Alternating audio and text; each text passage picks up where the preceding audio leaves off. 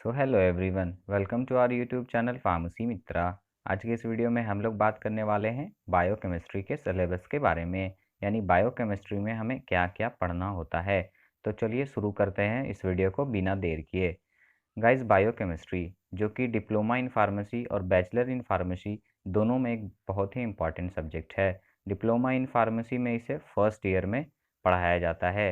यह सिलेबस जो मैं बताने जा रहा हूँ यह डिप्लोमा इन फार्मेसी का सिलेबस है, जो कि फार्मेसी काउंसिल ऑफ इंडिया के द्वारा अप्रूव्ड है।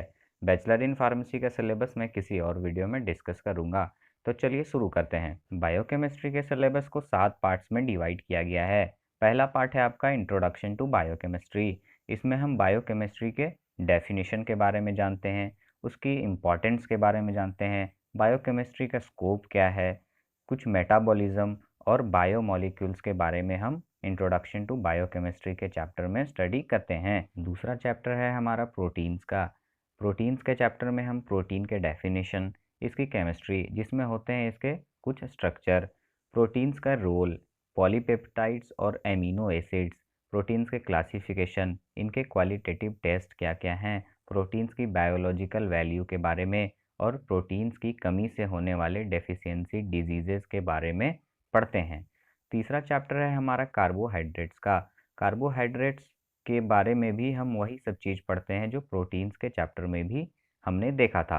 फिर भी मैं आपको बताता हूँ कि कार्बोहाइड्रेट्स के चैप्टर में हम कार्बोहाइड्रेट्स के डेफिनेशन, इनकी केमिस्ट्री यानी इनके स्ट्रक्चर, इनका रोल क्या है, इनके क्लासिफिकेशन क्या है, क्वालिटेटिव टेस्ट और कार्बोहाइड्रेट्स की कमी से होने वाले डिफिशियंसी डिजीजेस के बारे में हम स्टडी करते हैं।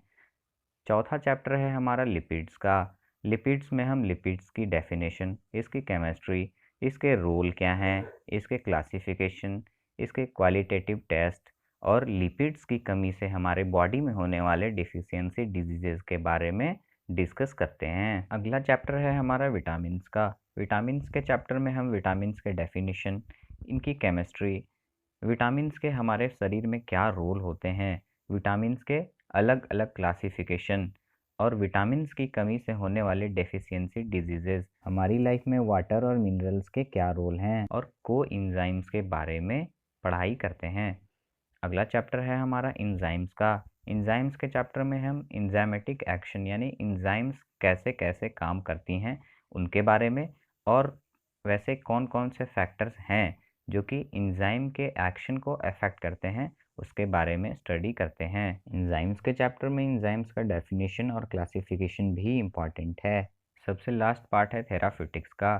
थेराप्यूटिक्स में ब्लड और यूरिन की पैथोलॉजी, लिम्फोसाइट्स और प्लेटलेट्स के रोल या इम्पॉर्टेंस और यूरिन के एबनॉर्मल कंस्टिट्यूएंट्स, जिनमें सबसे इम्पॉर्टेंट होता है कि डिजीज़ में एबनॉर्मल कंस्टिट्यूएंट्स का क्या सिग्निफिकेंस है।